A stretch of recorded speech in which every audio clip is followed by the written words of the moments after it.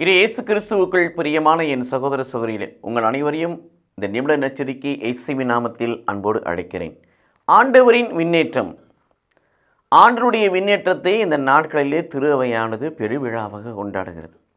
இது இயேசு கிறிஸ்துவுக்குள் பிரியமானவர்களே, ஆண்டவரின் விண்ணேற்றம் எத்தகைய ஒரு மகிழ்ச்சியை சீடர்களுக்கு கொடுத்தது பாருங்கள்.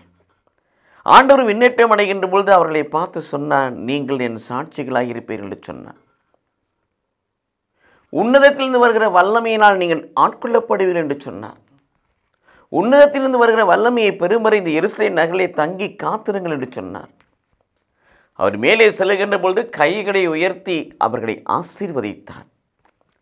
இது இயேசு கிறிஸ்துவுக்குள் பிரியமானவர்களே, இயேசு விண்ணேற்றம் அடைந்ததை அவர்கள் தங்கள் கண்களால் பார்த்தார்கள்.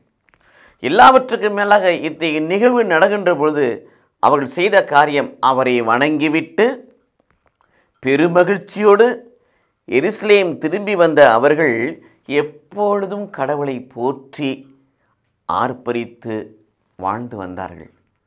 ஆனாலும் கடவுள் கொடுத்த பணியை உத்தமத்தோடு உண்மையோடு செய்தார்கள். அவர் சொன்ன வாக்கு, உலகம் முடியும் வரை நான் உங்களோடு இருக்கிறேன்னு சொன்னார். கடவுள் நம்மோடு இருக்கிறார் என்பதை நம்பினார்கள். மட்டுமல்ல, எல்லா மக்கள் நலத்தாரையும் நீங்கள் சீராக்கள் சொன்ன பணியை செய்யும்படியாக எல்லா மக்களுக்கும் நற்செய்தியை அறிவித்து மனம் திரும்ப வைத்து அவர்களை சீடராக்கும் பணியிலே தங்களே அர்ப்பணித்து கொண்டார்கள். இயேசுவின் முன்னேற்றம் இத்தகைய அனுபவத்தை அவர் வாழ்க்கையில் கொடுத்தது.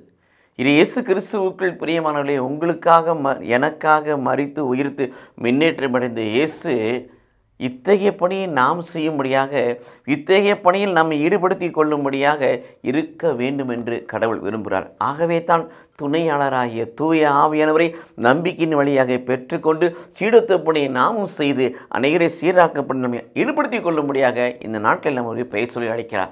ஆண்டவருடைய அழைப்புக்கு செவிமடுத்து அவர் பணியை செய்கிற பிள்ளைகளாய் நாமும் மாறுவோம். கடவுள் நம்மை ஆசீர்வதிப்பாராக. ஆமீன்.